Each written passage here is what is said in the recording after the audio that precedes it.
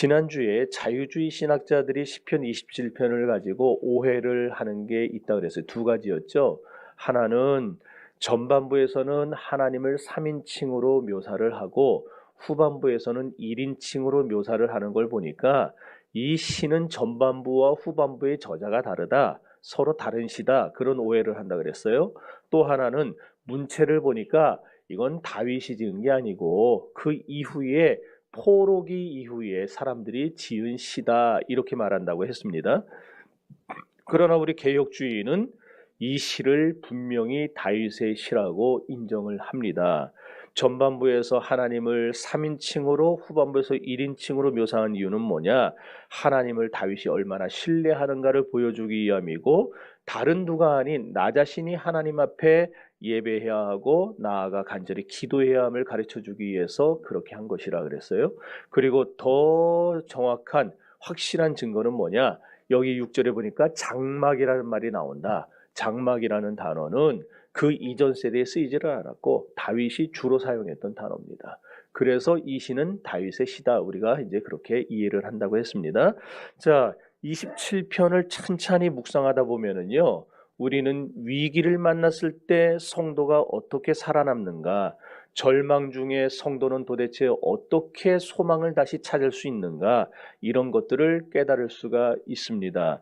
우리가 사는 이 세상에 눈물이 얼마나 많습니까? 여러분, 전쟁은 또 얼마나 많고 시련과 불행은 또 얼마나 많아요. 그런데 이런 세상을 살아갈 수 있게 만들어주는 원동력이 있다 그랬어요. 그 원동력이 뭐라고요? 한마디로 용기를 갖는 삶이라고 그랬어요. 용기를 갖는 거. 그럼 이런 용기는 누가 준다고 했습니까? 하나님. 지난주 잘 들으신 분이 계시네. 하나님이 준다 그랬어요. 다윗이 골리앗과 싸우러 나갈 때 용기 100배에서 나갔다 그랬는데 그 용기가 어디서 생긴 거겠어요? 다윗이 운동 좀 했다고 힘 좀 있다고 생긴 용기입니까? 젊다고 생긴 용기입니까? 아니면 똑똑하다고요? 전혀 그런 거 아니죠. 오늘 우리가 만약 그런 것에서 용기를 찾는다면 저와 여러분들이 지금 쌓고 있는 모든 성은 사상도각에 불과합니다. 그냥 세워놔봐야 후루룩 무너져 버릴 것에 불과한 거예요. 다윗의 용기는 어디서 생겼냐? 젊음에서 나온 것도 아니고 씩씩함에서 똑똑함에서 나온 것도 아니고 그의 용기는 은혜를 체험할 때 나온 용기였습니다. 골리앗이나 사울의 군사들, 심지어 압살롬의 군사들까지 사나운 맹수가 되어서 다윗의 목을 물어 뜯으려고 공격해 올 때 다윗에게는 은혜가 임했기 때문에 그가 용기를 잃지 않을 수 있었어요. 우리도 마찬가지입니다. 이런 은혜가 한 번 또 한 번 쌓이고 또 쌓이고 체험하게 되면서 다윗이 사람을 두려워하지 않고 하나님을 두려워하는 사람이 될 수 있었던 것처럼 오늘 저와 여러분들도 은혜가 한 번 쌓이고 또 한 번 쌓이고 은혜의 체험을 한 번 하고 또 한 번 하고 이런 걸 계속 반복적으로 하다 보면은 우리에게 은혜가 깊어지고 어떤 일을 만나든지 우리의 마음이 평안을 잃지 않습니다. 그리고 용기를 얻을 수가 있게 되는 것입니다. 자, 그럼 이제 그 다음에 계속해서 살펴볼 텐데 다윗은 그럼 하나님을 어떤 하나님으로 이해했는가? 구원하시는 하나님으로 이해했어요. 1절을 읽어봅시다. 시작.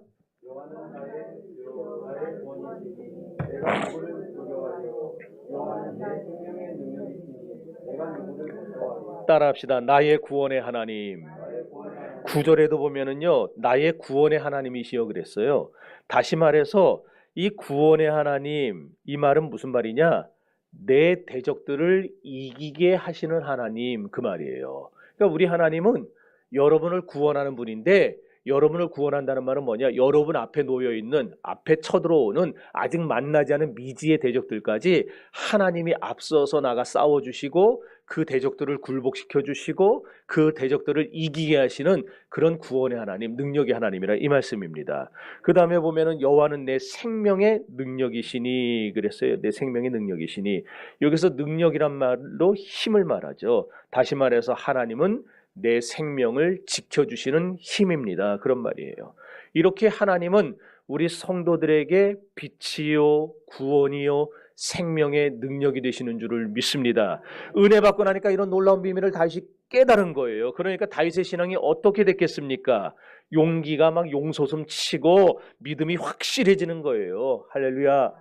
여러분, 성도 여러분, 위기 중에 하나님의 구원과 보호와 능력을 체험하는 여러분들 되시기를 바랍니다. 오늘 이 자리에 나온 여러분들도 위기의 순간순간을 지켜주시는 하나님의 다양한 은혜의 손길을 체험하실 수 있기를 주의 이름으로 축원합니다. 은혜 받으면요, 용기가 생기고 두려움이 사라집니다. 여러분, 여기에 여호와는 나의 생명이시요 나의 빛이시요 나의 구원이시요 나의 생명의 능력이시요 그랬어요. 이 말을 한마디로 표현한 게 성경에 어디 나오느냐? 사무엘상 17장 26절에 나와요. 거기 이렇게 말을 합니다. 이 할례 받지 않은 블레셋 놈이 누구이기에 살아계시는 하나님의 군대를 모욕하느냐. 거기 보면은 살아계시는 하나님이란 표현이 나옵니다. 오늘 이 시편 27편에 나온 내 생명이시고 내 빛이시고 내 구원이시고 나의 능력이시고 이 하나님은 결국 어떤 하나님이냐? 사시는 하나님이란 말이에요. 여러분 따라합시다. 사시는 하나님. 그래요. 성도의 빛이시고 구원이시고 생명의 능력이신 하나님은 어떤 하나님이냐? 사시는 하나님이에요. 여러분, 우리 하나님은 죽은 하나님이 아닙니다. 아멘이 안 나오네요. 네. 우리 하나님은 살아계신 하나님이에요. 네, 딴 생각들 하고 계신가 보네. 네. 하나님, 살아계신 하나님, 빛의 하나님, 구원과 생명의 능력이신 그 하나님을 전폭적으로 우리가 의지할 때에 우리가 어떤 환난과 역경을 만나도 용기를 가질 수 있게 되고 두려움을 이기게 되는 것입니다. 그런데 왜 사시는 하나님을 믿는 사람들이 그러면은 메가리 없게 신앙생활하면 되겠습니까? 안 되는 거죠. 사시는 하나님을 믿는 사람은요, 어떤 역경을 만나도 두려워하지 않아요. 하나님을 죽은 하나님으로 알고 있으니까 코가 석자가 빠져가지고 이거 어떻게 해야 되나? 이거 어떻게 구워 바꾸고 저거는 또 어떻게 하고 내가 지금 이런 병이 걸렸는데 나는 이제 얼마 못 살고 죽겠구나, 그런 생각하고 다니는 거예요. 설사 하나님이 안 고쳐주셔서 얼마 뒤에 죽는다고 해도 여러분들, 내게 죽는 것도 하나님의 영광을 위한 것이고 사는 것도 하나님의 영광을 위한 것이는데 두려워하지 말고 주님을 위해서 정말 우리 탁 그냥 힘 가지고 용기 가지고 사시기를 바랍니다. 여러분이 메가리 없게 다니면은요, 세상 사람들이 하나님을 어떻게 보느냐? 에이, 하나님 믿어봐야 아무것도 소용없네. 하나님도 죽었나 보다, 그러고 다니는 거예요. 그런 소리를 들으면은 여러분도 모욕이고 여러분도 참 수치스럽겠지만은 하나님은 견디지를 못하세요. 그런 소리 들을 때. 기독교인들이 어디 나가서 정말 당당하게, 돈 없어도 당당하고 건강 없어도 당당하고 그냥 용기를 가지고 살아야지, 우리가 그냥 고개 팍 숙이고 그냥 혹시 누가 나 쳐다볼까 봐 그러고 살면 하나님이 하늘에서 속이 터지는 겁니다. 자식이 그렇게 나가 살면 어느 부부가 정말 기가 살고 좋겠습니까?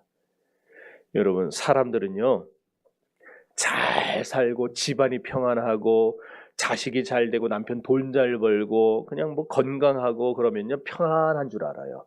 반대로 병들고 실패하면 아주 괴로운 줄 아는데 천만에요. 아닙니다. 과거에서 미래까지를 하나님의 은혜 속에 잠겨서 사는 사람은 주변의 환경이 어렵더라도 그 환경에 동요받지 않아요.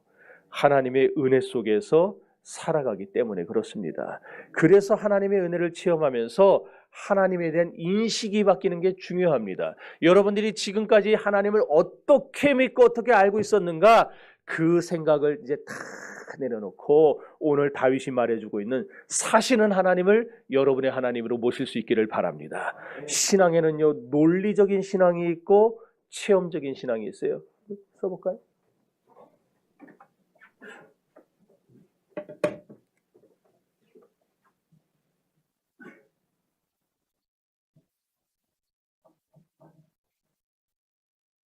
논리적인 신앙하고 체험적 신앙이 있어요. 논리적인 신앙은요, 금세 무너집니다. 마태복음 7장에서 그랬죠. 모래 위에 집을 세우면은 비가 오고 바람이 불고 창수가 나면, 홍수가 나면 곧 무너지나니 그랬어요. 그러나 반석 위에 집을 지으면 어떻게 됩니까? 바람이 불고 비가 오고 홍수가 나도 그 집은 무너지지 않는다고 그랬어요. 논리적인 신앙은요, 겉으로는 멀쩡합니다. 그럴듯해 보입니다. 그리고 도리어 더 다른 사람들보다 아는 것도 많아 보여요. 신학교 가면은요, 논리적인 전도사들이 얼마나 많은지 몰라요. 더군다나 학부를 일반 대학교에서 하고 온 애들보다 신학교에서 하고 온 애들이 있어요. 네. 총신이라든지 아니면 저 서울신대라든지 성결대학이라든지 뭐 있잖아요. 한서대학. 이런 신학을 가르치는 대학들에서 신학부에 들어가 가지고 4년을 배우고 신대원에 들어온 애들은요. 신대원에서 교수들이 가르칠 때 안 들어요. 안 듣고 뭐 하냐면 뒤에서 야구 게임하고 앉았고 그런 애들이 나와 가지고 지금 다 이런 거 얘기하면 안 되는데 그러고 있는 거예요. 그러면 논리적으로 왜 안 듣느냐? 안다는 거예요. 자기가 이미 다 알고 있다. 아는 거는 전혀 중요한 거 아니에요. 아는 게 내 믿음으로 고백돼야 됩니다. 그래야 우리 믿음이 힘이 있고 우리 믿음이 살아있지. 논리적인 건 자기가 대단한 줄 알아요. 착각입니다. 논리적인 신앙인은 어려움이 오면 얼마 못 견디고 금방 무너져 버려요. 하지만 다윗 보세요. 어렸을 때부터 사자와 곰의 발톱에서부터 자기를 건져주시고 보호해주신 하나님의 은혜를 체험하면서 살았어요. 골리앗과의 싸움에서 생명을 건져주시는 은혜를 체험했어요. 거듭거듭 이런 은혜를 체험하면서 그뿐입니까? 블레셋과의 전쟁에서 이겼죠. 사울왕의 군대를 물리치고 왕이 됐죠. 압살롬의 모든 군대를 격파했죠.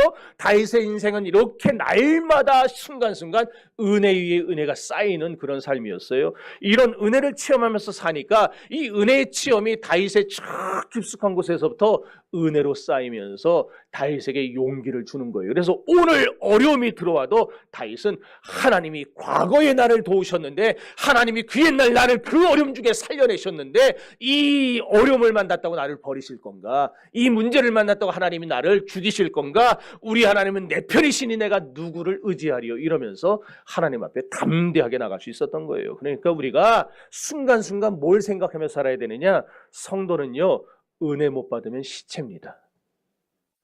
여기서 아멘이 나와야 되는데, 아멘. 성도는 은혜 못 받으면 시체예요. 진짜. 목사 아니라 목사 하렙이라도 아무 소용 없어요. 목사가 은혜 받고 목회를 해야지, 은혜 못 받고 목회하면은, 그럼 그냥 시체 세워놓고 하는 것보다 AI가 와서 설교하는 게 훨씬 더 나아요. 걔네들은 저보다 설교 엄청 잘할 거예요, 앞으로. 여러분, 순간순간 하나님의 은혜를 받고 은혜로 현실을 극복하는 여러분들이 되시기를 바랍니다. 그래서 오늘 1절과 2절을 쭉 보면은요, 과거에 받은 은혜가 내 인생의 토대가 되고 내 신앙의 토대가 된다고 지금 다윗이 계속 말하고 있는 거예요. 여러분, 지난날 받았던 은혜, 여러분도 은혜 받아봤죠? 네, 받았어요. 여기 다 받은 사람들이 있어요. 그 받았던 은혜가 시간이 지났다고 없어졌습니까? 아니면은 안 없어졌습니까? 헷갈려요? 안 없어졌어요. 안 없어졌어요. 네, 우리가 시간 지나면서 은혜가 이렇게 식는 것 같고 없어지는 것 같고 하겠지만은 과거에 받았던 은혜 안 없어져요. 그게 우리 인생의 자양분이 됩니다. 어떤 자양분이냐? 오늘 문제를 만난 나를 쓰러지지 않게 해주는, 나를 붙들어주는 자양분이고 삶의 원동력이 된다는 사실을 믿으시기를 바랍니다. 그래서요, 어제 받은 은혜가 오늘 내 생존의 원인이 돼요. 그리고 오늘 받은 은혜가 내일 내가 살아가는 원인이 되는 겁니다. 그러니까 성도는 매일 은혜를 받아야 되는 거예요. 오늘 받았는데 내일 못 받잖아요. 그럼 오늘 받은 은혜로 내일 살고, 내일은 못 받았기 때문에 모레는 은혜가 말라버려갖고 힘들어요. 그러니까 여러분들 매일매일 하나님의 은혜를 받으시기를 바랍니다. 예, 다윗의 용기는요, 물질이나 권력이나 지식이나 그 어떤 힘에 의해서 생긴 용기가 아니고 여호와 하나님이 주시는 믿음 안에서 이루어진 그런 용기였어요. 이처럼 다윗은 위기에 직면할 때마다 은혜로 극복하니까 어떤 특징이 나타나느냐? 사람을 의지하지 않아요. 여러분, 은혜가 있는 사람은 사람을 의지하지 않습니다. 네. 오직 하나님의 은혜만을 의지하는 거예요. 은혜 주시는 여호와 하나님만을 의지하고 다윗이 살게 돼. 그래서 오늘 4절이 기록된 겁니다. 4절 읽어봅니다. 시작.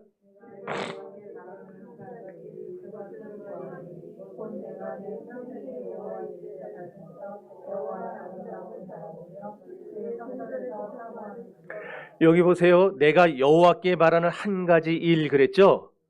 원래는요, 바랐다라는 말은요, 완료 시제예요. 그리고 뒤에 나오는 구하리니 이 말은 미완료 시제입니다. 그러니까 이 바랐다 이 말은요, 히브리어에 샬이라고 그래요. 샬.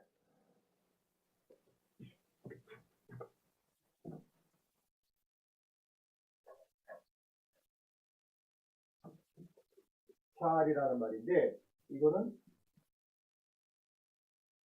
바랐다. 끝났다는 거예요. 완료된 거예요. 지난번 옛날 시점을 말해요. 그런데 그 다음에 말하는 구하리니 이것은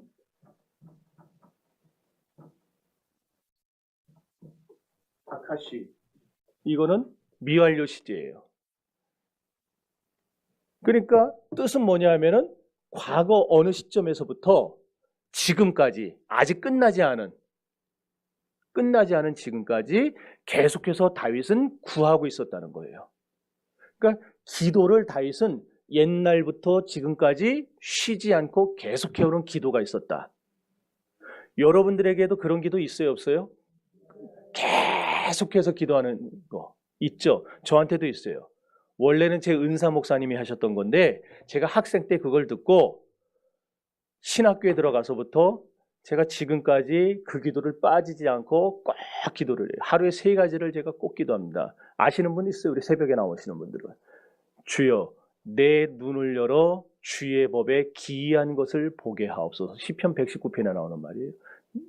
내 눈을 열어서 주님의 법, 말씀에 기이한 것들, 이 말씀 속에 숨어있는 것들을 발견하게 해달라 이거고, 두 번째는 하늘나라 곳간에서 옛것과 새것을 내어다가 자유롭게 내어주는 신령한 서기관과 같이 되게 하옵소서. 옛것, 구약, 새것, 신약. 그러니까 하나님의 곳간에서, 이거 사람이 아무리 주석을 하고 머리를 싸매고 책을 보고 해봐야 하나님이 깨닫는 지혜 주시 않으면은, 하나님이 이걸 보는 눈을 열어주지 않으면 아무 소용이 없거든요. 그러니까 하나님 구약과 신약을 내가 자유롭게 그냥 왔다 갔다 하면서 막 해석할 수 있는 능력, 구약으로 신약을 해석하고 신약으로 구약을 볼 줄 아는 그런 능력, 그런 은혜가 내게 있게 해주세요. 그러기 기도했고, 셋째로 하나님의 나라는 말에 있지 않고 능력에 있사오니 주여 내게서 말이 나갈 때, 설교가 나갈 때에 능력도 함께 나가게 해주세요. 이 3가지, 이거를 지금까지 힘없이 매일같이 기도를 하고 있어요. 여러분들은 2번째, 3번째는 안 해도 되고 대신에 첫 번째 건 하셔야죠. 주님의 법에 기이한 것을 보게 해달라고, 성경을 볼 때 보는 눈이 열리게 해달라고, 그렇게 기도하시기 바랍니다. 다윗에게 그런 기도가 있었다라는 거예요. 과거부터 지금까지, 옛날부터 오늘까지 하나님 앞에 줄기차게 간절히 기도했던 기도의 제목. 그럼 다윗이 그렇게 목마르게 줄기차게 기도한 게 뭐냐 봤더니, 죽기 전까지 성전에서 하나님의 아름다움, 하나님이 주시는 은혜를 날마다 받으며 살기를 원합니다. 그게 다윗의 줄기찬 기도 제목이었어요. 그럼 왜 다윗은 이런 기도를 드렸느냐? 다윗 시대에는 예루살렘의 성전이 있었어요, 없었어요? 없었어요. 성전은 어디 있었느냐? 그 당시는 뭐 성전이라 할 것도 없고 조그만 텐트 지어놓고 회막, 성막 이런 거 지어놓고 거기서 제사를 드리고 예배를 드렸는데, 그게 어디 있었냐면은 실로에 있었어요. 여호수아가 가나안을 정복하고 나서 실로에다가 성막을 세워놨는데, 그게 사사시대 300년 동안에, 그리고 사무엘 시대, 사울 시대에 이어가지고 지금까지 계속 있었던 거예요. 거기서 제사장들이 매일 제사를 드리는데, 율법에 의하면 이스라엘 남자들은요 1년에 3차례는 반드시 그 회막이 있는 곳에 가서, 실로에 가서 제사를 드려야 됩니다.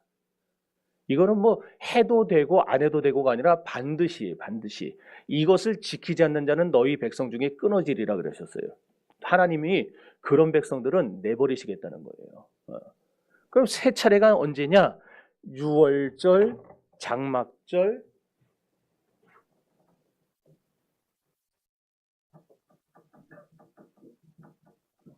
맥주절. 이 세 가지. 요 세 절기 때는 반드시 예루살렘이란다. 실로에 가서 제사를 드려야 되는데 여기 사실 하나가 더 추가가 돼요. 뭐냐면은 7월 10일 무슨 날이에요? 오늘 새벽은 수도 없이 들었는데 대속죄일. 큰 대자가 아니고 이거 아니고 대속한다는 거예요. 대속. 죄를 대속하는 날. 누가 대속했어요? 이때?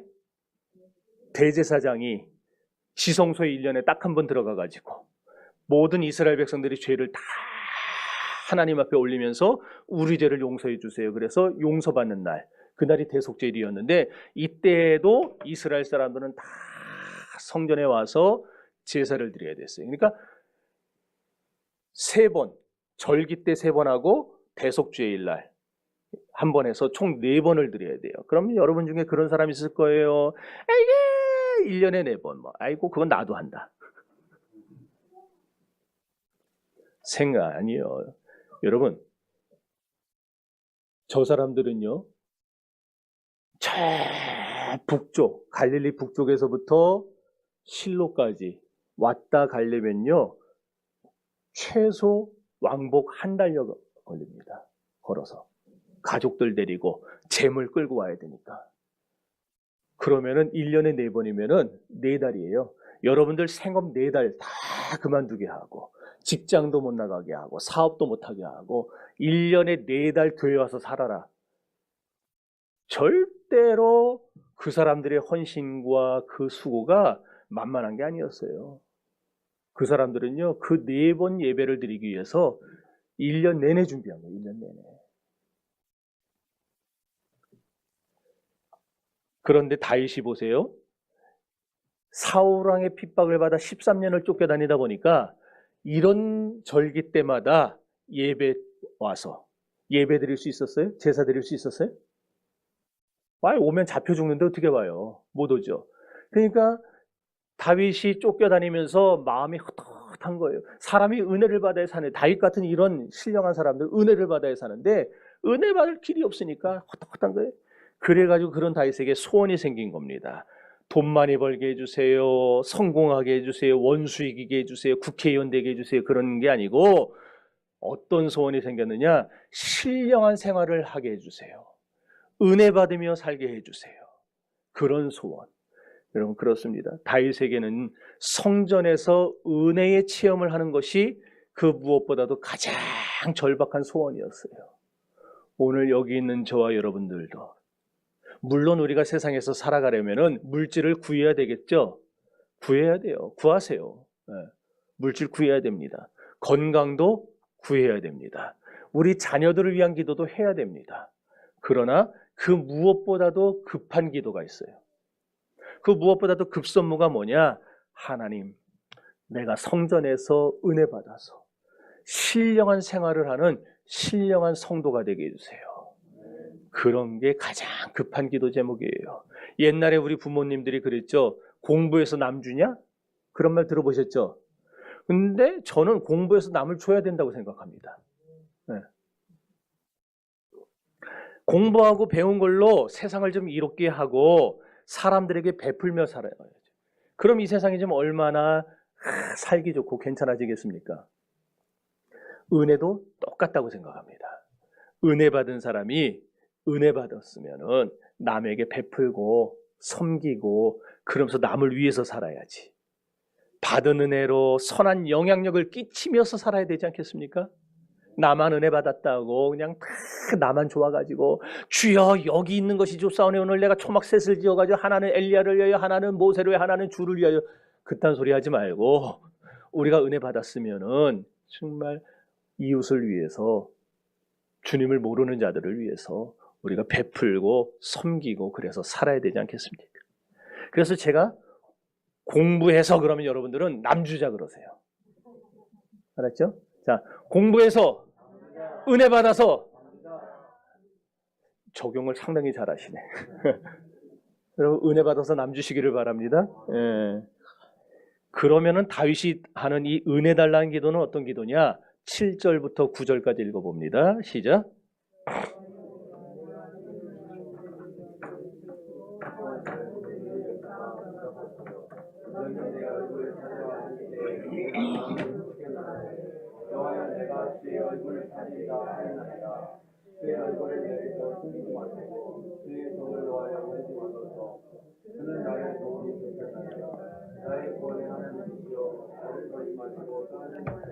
한마디로 5절 말씀이 지금 반복해서 나오고 있는 건데요.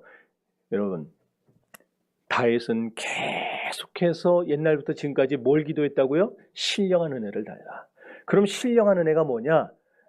하나님의 성전을 드나드는 그 은혜를 신령한 은혜라 그래요. 왜 그러느냐? 왜 하나님의 성전을 드나드는 게 신령한 은혜냐?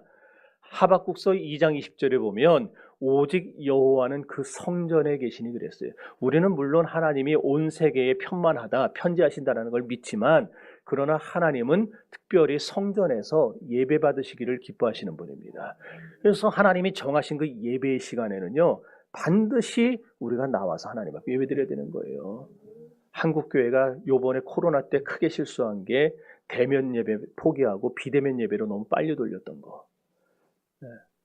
지금 그게 악수가 돼가지고 교인들이요, 큰 교회들, 우리 교회는 타격이 없는데 큰 교회들은 지금 절반도 안 나온대요. 왕성교회도 그렇고 세대된 교회도 그렇고 미치겠답니다. 괜히 비대면 예배 해가지고. 비대면 예배하니까 편하거든요. 집에서 옷 안 갈아입고 예배 드려도 누가 뭐라 그러나, 세수 안 하고 드려도 누가 뭐라 그러나, 밥 먹으면서 드려도 누가 뭐라 그러나, 너무 편하게 익숙해져가지고 여기 나와서 그냥 옷 갈아입고 탁 가만히 앉아서 그냥 목사가 설교할 때 꼼짝도 못하고 또 왔다 갔다 하면 또 뭐라 그러지, 아주 이렇게 예배 드리는 게 힘든 거예요 이제는. 근데 어쨌든 여호와는 그 성전에 계신다. 성전을 드나들어야 성전에 계신 하나님을 만나죠. 그래서 성전에 드나드는 은혜가 신령한 은혜. 그런가 하면 시편 96편에는요, 존귀와 위엄이 그 앞에 있으며 능력과 아름다움이 그 성소에 있도다. 그러니까 여러분, 존귀와 위엄과 능력과 아름다움이라는 이 은혜들이 어디 쌓여 있느냐? 성전에 쌓여 있다는 거예요. 그러니까 이 놀라운 은혜를 받으려면 어디로? 성전에 자주 드나들어야 되는 거겠죠. 그렇다면 왜 구약의 성도들에게는 이렇게 성전의식이 강했느냐? 구약 시대는 눈으로 보는 시대였어요. 그래서 성전에 나올 때에는 반드시 양이든 소든 아니면 염소든 비둘기든 가루든 자기 형편에 맞는 것을 가지고 나와서 제사를 드려야 했죠. 옛날에 어떤 꼬마가 주일날 엄마한테 1,000원짜리 2장을 받아가지고 이제 교회당을 가는 거예요. 근데 엄마가 그랬어요. 1,000원은 하나님 앞에 헌금하고 하나는 예배 끝나고 올 때 너 사 먹어라. 근데 얘가 막 신나서 뛰다가 넘어지는 바람에 날려서 1,000원짜리 하나가 개울물에 빠졌어요. 흘러가요. 그랬더니 걔가 그거 일어나서 보고서 뭐라 그랬는지 알아요? 잘 가라 하나님의 1,000원아. 지 먹는 건 포기 못하는 거예요. 하나님의 건 날려버려도 내 건 포기 못해. 어떤 교인들은요, 간혹 헌금 시간에 주머니 뒤져가지고 특별히 예배 때보다 집회 같은 데 가보면 많이 마요. 갑작스럽게 헌금 시간이 있으니까 막 뒤져요. 근데 이거는 점심 때 밥 사 먹을 돈이고 이건 커피 마셔야 될 돈이고 헌금할 돈이 없네? 그러고 쓱 닫아요. 여러분, 하나님 앞에 예배로 나올 때 빈손으로 나오지 마세요. 사랑의 실천헌금도 여러분 빈손으로 하지 마세요. 형편대로 섬기세요. 하나님은 여러분이 뭐 100원을 드렸든 뭘 드렸든 그런 거 신경은 안 쓰세요. 우리의 마음을 드리면 되는 거예요. 마음을 드렸어요. 구약 백성들이 그래서 나올 때에 형편대로 소를 드려야 되는 자는 소를 드려야 됐고, 양을 드릴 수 있는 자는 양을 드려야 됐고, 안 되면 비둘기 드렸고, 비둘기도 실력이 안 되고 돈이 없으면은 가루를 가져다가 그 가루라도 드렸어요. 하나님은 절대로 하나님 앞에 나올 때 빈손으로 나오는 걸 원치 않으셨어요. 반드시 감사하는 법을 하나님 가르치셨어요. 그럼 이렇게 양이든 염소든 끌고 제사장한테 오면은 제사장이 그 사람 손을 양 머리에다가 이렇게 올려요. 안수하게 합니다. 그래가지고 제사장이 기도를 하는 거예요. 이렇게 자기 죄를 지어서 재물을 가지고 나온 사람의 손이고 재물의 머리에다 안수하게 했다는 거예요. 그리고 기도를 해요. 그런 다음에 기도가 끝나고 나면은 날카로운 송곳 같은 꼬챙이 있죠. 그걸 가지고 양의 심장을 팍 찌릅니다. 그럼 양은 딱 찔렸을 때 가만히 서가지고 이러고 죽어요. 양은 절대 발광을 하지 않아요. 옛날에 저 어릴 때 지금처럼 프랜차이즈 치킨 시대가 없었기 때문에 다 시장에 가면은 닭을 사면 그 자리에서 통에다 여기 어른들은 다 알죠. 네. 통에다가 닭을 집어넣고 발로 막 밟아 돌리면 털이 다 뽑혀나와요. 닭을 얼마나 괴롭히는, 우리가 그렇게 그런 거 먹고 살았어요. 그러면은 개를 갖다가 또 목을 딱 쳐요. 근데 간혹 가다 또 여기 비약한 사람들 딱 치면은 뭘 얘기하는지 아시겠죠? 간혹 가다 놓쳐요. 또 그거를 왜 놓쳐? 그럼 이 닭들이 어떻게 하죠? 막 바다다다다다다 목이 없는데 피를 흘리면서 뛰어다니 시장 바닥을. 그럼 또 그거 잡겠다고. 염소도요, 찌르잖아요. 절대로 곱게 안 죽습니다. 아주 지랄 발광을 해요, 염소도. 그런데 양은 찌르면은 가만히 죽어요. 가만히 죽어요. 지금 뭐 그걸 말하려는 게 아니라, 여러분, 이스라엘 백성들에게 있어서 성전이라는 곳은 사죄의 장소고 구원의 장소고 축복의 장소고 형통의 장소였는데, 그래서 이스라엘 백성들은 삶의 문제를 해결받기 위해서 육적인 거든 영적인 거든 할 것 없이 전부 항상 하나님의 전에 가지고 나왔어요. 그리고 하나님의 전에서 예배함으로써 문제를 해결받았어요. 성전에서 나 대신 죽임을 당하는 이 양의 죽음을 보면서 대속의 죽음을 깨달았고, 이 양의 죽음을 보면서 하나님이 구약시대부터 끊임없이 약속하셨던, 그 옛날부터 계속해서 약속하셨던 내 죄를 대신 지고 어린 양이 되어 죽어갈 메시아 예수 그리스도가 오실 것이다. 그 예수께서 나를 대신해 죽으시고 내 죄를 짊어지고 나를 구원하여 내가 은혜 받고 새 사람이 되는 거구나. 이거를 제사를 통해서 매번 깨달았다는 거예요. 구약시대에 그렇게 그때마다 양을 죽여서 죄 사함을 받고 죄를 속죄받는 신앙으로 살았어요. 언제까지? 그리스도가 오시는 날까지. 그러기에 구약 성도들도 그냥 단순히 죄짓고 단순히 양 죽이는 일만 반복한 게 아니라, 비록 그들이 메시아 예수 그리스도를 얼굴을 대면해서 만나지는 못했어도 그들 또한 미래의 어느 시점에 이 땅에 오실 그리스도를 대망하는 그 믿음 가지고 성전을 드나들었고, 그 믿음 가지고 제사를 드렸고, 그 믿음 가지고 구원을 받았다는 거예요. 그런 관점에서 볼 때 1년에 3차례 다가오는 이 명절과, 그리고 대제사장이 1년에 한 번씩 온 백성의 죄를 대신 지고 지성소에 들어가 제사 드리는 그 속죄일, 그것이 얼마나 중요했겠습니까? 그래서 이스라엘 백성들은요, 비록 4달 동안 개점 휴업 상태가 되더라도 그 사람들은 그 모든 걸 다 내려놓고 하나님 앞에 예배하러 오기를 준비하면서 그날을 기다렸고, 그리고 예배하는 날 그 하나님 앞에 감격해서 하나님께 감사의 찬양을 부르고 주님 앞에 눈물을 흘리며 예배를 드렸던 거예요. 오늘 저와 여러분들이 이 한 번, 1년에 다 따져봐야 쉬운 2번밖에 안 돼요.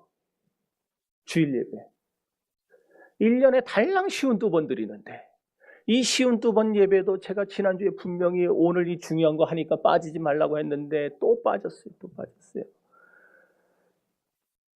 여러분, 1년에 52번 그거 못 나옵니까? 주님은 나를 위해 목숨까지 내놓으셨는데 난 주님 위해 쉬운 2번도 못합니까? 여러분, 하나님 앞에 정말 우리가 온 마음을 다해서 예배할 수 있는 성도가 될 수 있기를 바랍니다. 구약 성도들이 그 한 번의 예배를 드리기 위해 엄청난 희생을 하고 헌신을 하며 살았듯이, 다윗이 그 은혜를 받고자 그렇게 갈망하면서 그냥 매달리면서 살았듯이, 오늘 저와 여러분들도 한 번 예배를 드리기 위해서 온 마음을 다하고 우리의 온 정성을 다할 수 있기를 바랍니다. 근데 예수님이 십자가에서 죽으실 때 성소의 휘장이 찢어졌죠. 성소의 휘장은 하나님과 죄인 사이가 가로막혀 있다는 증거였고 상징이었는데 그게 찢어졌다는 건 뭐겠습니까? 예수 그리스도의 죽음을 통해서 하나님께로 죄인이 나아가는 길이 완전하게 열렸다 그 말이겠죠. 그래서 이제 우리는 누구든지 예수만 믿으면 구약의 성도들처럼 매번 죄사함의 제사를 안 드려도 되게 된 거예요. 왜? 예수님이 십자가에서 나를 위해 단번에 죄사함을 완성해 주셨기 때문에. 그러니까 우리 구약 백성들처럼 죄질 때마다 양 끌고 나오고 죄질 때마다 소 끌고 나오고 그런 짓 안 해도 되는 거예요. 그런데 왜 그럼 우리 신약의 성도들은 이 구약을 예수님이 다 완성을 하셨다는데 왜 구약 백성들은 그렇게 성전 제사를 드려야 되느냐? 왜 교회에 나와서 꼭 예배를 드려야 되느냐? 구약 성도는 구원받기 위한 수단으로 성전에 나온 거였고 우리 신약의 성도들은 성전 되시는 그리스도의 죽음으로 우리의 구원이 완성됐기 때문에 그걸 기념하면서 감사와 찬양의 예배를 나와서 드리는 겁니다. 따라서 진짜 제대로 구속의 의미를 깨달은 성도는요, 하나님의 성전에 나오는 생활을 밥 먹는 것보다 더 정확하게 합니다. 누가복음 14장 말씀 여러분 기억하실 거예요. 한 사람이 잔치를 베풀고 손님들을 청했는데 어떤 사람은 소를 사야 된다고 못 온다 그러고 어떤 사람은 밭에 나가 일해야 된다고 못 온다 그러고 어떤 사람은 결혼을 해서 못 온다 그러고 여러분 이 말씀처럼 우리가 바쁜 스케줄 생겼다고 주일날 건너뛰고 중요한 계약 생겼다고 건너뛰고 시험 있다고 건너뛰고 결혼식 간다고 건너뛰고 그러면은 안 된다는 거예요. 여러분 언제 어느 곳에 가 있든지 예배 시간만 되면은 시계추처럼 정확하게 성전에 나와 있는 여러분들이 되시기를 바랍니다. 뿐만 아니라 학교 갔다가도 오면서 좀 들러서 기도를 하세요. 오면서 좀 직장 가다가도 들러서 기도하시고 장 보러 가다가도 들러서 기도하시고 사람 만나러 가다가도 들러서 기도하시고 끝나면 또 들러서 기도하고 여기서 1분 길게 기도 안 해도 상관없어요. 잠깐만이라도 여기서 성전에 나와서 자꾸 드나들면서 기도하고 여기서 하나님 만나고 가고 그게 쌓이고 쌓이면은요 여러분 다윗처럼 어떤 일을 만나도 두렵지가 않고 무슨 일을 만나도 여러분 마음의 평안이 사라지지를 않아요. 믿습니까? 성전에 나와 엎드릴 때 성전에 계신 하나님이 여러분의 삶을 정리해 주실 것입니다. 이제 말씀 정리합시다.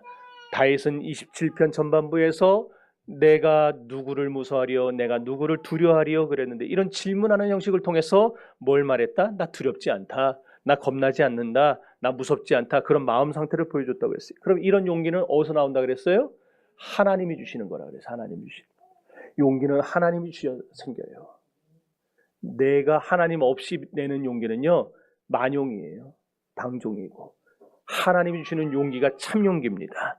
다윗은 이후에 이 사람 저 사람에게 쫓겨다니고 심지어 아들에게 쫓겨다닐 때도 사망의 음침한 골짜기에 떨어진 것 같은 상황에 처했지만 그때도 다윗은 하나님 주시는 용기로 세임을 얻을 수가 있었습니다. 그럼 하나님은 무엇을 통해 우리에게 용기를 주시느냐? 은혜의 체험을 통해서 주세요. 다시 말해서 은혜 받아야 용기가 생긴다는 겁니다. 그래서 은혜를 많이 체험하면 할수록 우리에게 겁이 없어져요. 하나님은 우리의 빛이시고 우리의 구원이시고 우리의 생명의 능력이신 줄 믿습니다. 그 하나님의 은혜를 체험하면 할수록 우리에게 용기가 생기는 거예요. 그럴 때 우리가 역경과 환난 속에서 용기를 가지고 두려움을 이기고 승리할 수 있습니다. 따라합시다. 은혜 못 받으면 죽는다. 앞으로 그 생각을 여러분 잊지 마시기를 바라요. 은혜 못 받으면은 성도는 아무것도 아니에요. 은혜 받아야 성도고 은혜 받아야 삽니다. 여러분 순간순간 하나님의 은혜 받아서 은혜로 현실을 극복하는 여러분들 되시기를 바라요. 그럼 다윗은 어떻게 순간순간으로 그렇게 은혜를 체험하며 살 수 있었는가? 줄기차게 신령한 은혜를 받게 해달라고 날마다 하나님 앞에 기도하며 살았기 때문에 여러분 하나님을 만나고 하나님 앞에 끊임없이 기도하는 제목들이 있기를 바랍니다. 그 중에서도 하나님 내게 은혜 달라는 기도, 그 기도가 있을 때에 우리가 그렇게 하나님 앞에 나와 엎드릴 때에 주님은 우리의 복잡다단한 인생을 단순하게 정리해 주실 것입니다. 하나님 안에만 있다면 우리는 언제나 안전해요. 세상의 개선장군은 자기의 영광을 자기에게 돌립니다. 그러면서 교만해지지만 영적인 승리자는 하나님께 감사와 영광을 돌릴 수 있게 되는 거예요. 하나님은요, 자기에게 영광 돌리는 사람은 무너뜨리지만 하나님께 영광 돌리는 자는 하나님이 더 높여주시고 그에게 영광의 면류관을 씌워주십니다.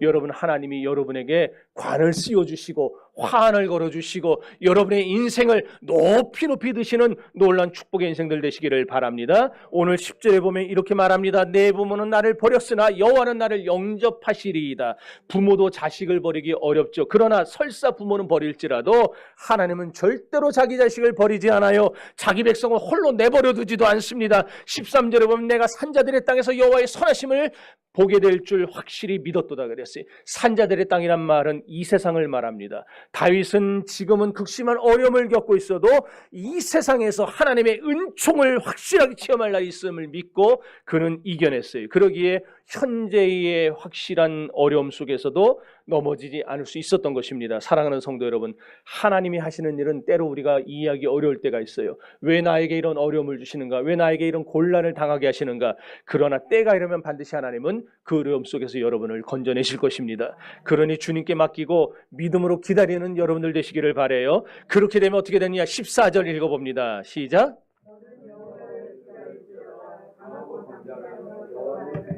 여기 보니까 강하고 담대하며 그랬어요. 야 아메츠 리베카, 하나님은 여러분이 모든 걸 주님께 맡기고 기다리다 보면은 하나님 여러분을 어떻게 하시느냐? 강하게 만들어줍니다. 담대하게 만들어줍니다. 이 한 주도 하나님의 충만한 은혜와 용기를 받아서 여러분들 앞에 놓여있는 사자와 곰의 발톱을 이기고 골리앗을 물리치는 승리를 경험하시기를 주님의 이름으로 축원합니다. 우리 다 같이 이 시간에 기도합시다. 성도